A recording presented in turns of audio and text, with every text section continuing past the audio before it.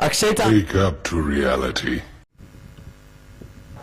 इथं मात्र चेंडू स्लॉट मध्ये होता आणि जातोय समोरच्या प्लॉट मध्ये षटकारासाठी हा चेंडू स्लॉट मध्ये आणि अक्षय देखील ओळखतो की स्लॉट मधील चेंडू कोणत्या प्लॉट मध्ये. परत एकदा तिसरा चेंडू स्लॉट मध्ये आणि लगातार तिसरा षटकार येतोय. वैभवने मात्र इथं बाउन्सर चेंडू हाताळण्याचा प्रयत्न केला आणि चौथा देखील फेकून दिलाय सीमारेषा पार. इथे देखील फटका लगावलाय. चेंडू हवे चाललाय सीमारेषा पार. पुढचा चेंडू परत एकदा शपलून फटका लगावलाय. हाही चेंडू जातोय मिड विकेटच्या दिशेने सीमारेषा पार. परत एकदा फुलटा चेंडू हा देखील जातोय स्कोर लेगच्या दिशेने. हाही जातोय सीमा पार. इथे देखील फटका लगावलाय. या चेंडूवरती देखील येतोय खणखणीत षटकार. इथे रिव्हर्स फटका लगावलाय. हा चेंडू चाललाय सीमारेषा पार. येतोय अजून एक चौकार. 14 चेंडू मध्ये अर्धशतक पूर्ण केलेला अक्षयने.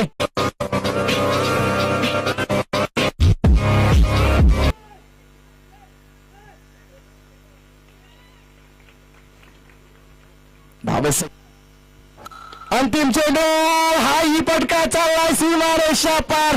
चौथं षटक संपतंय ते षटकाराने आणि परत एकदा चेंडू स्लॉट मध्ये.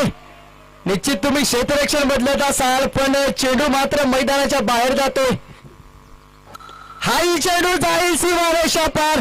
धावा आलाय. धावा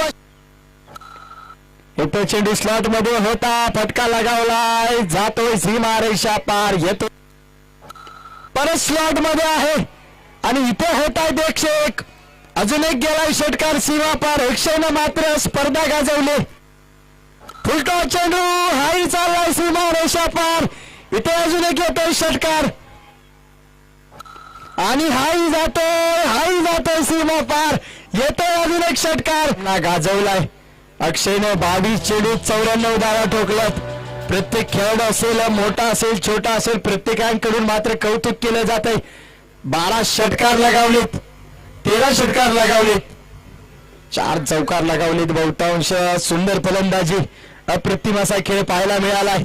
अंतिम सामन्यात असं म्हटलं जातं मोठा खेळाडू मोठ्या सामन्यात खेळतो.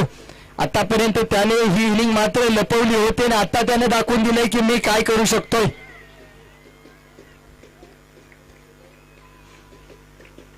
तर मात्र कौतुक केलं जात आहे त्याच्या फलंदाजीच्या पूर्ण संघाकडून. 115 धावा झाल्या. जय भवानी संघाला तब्बल 116 धावांची गरज असेल.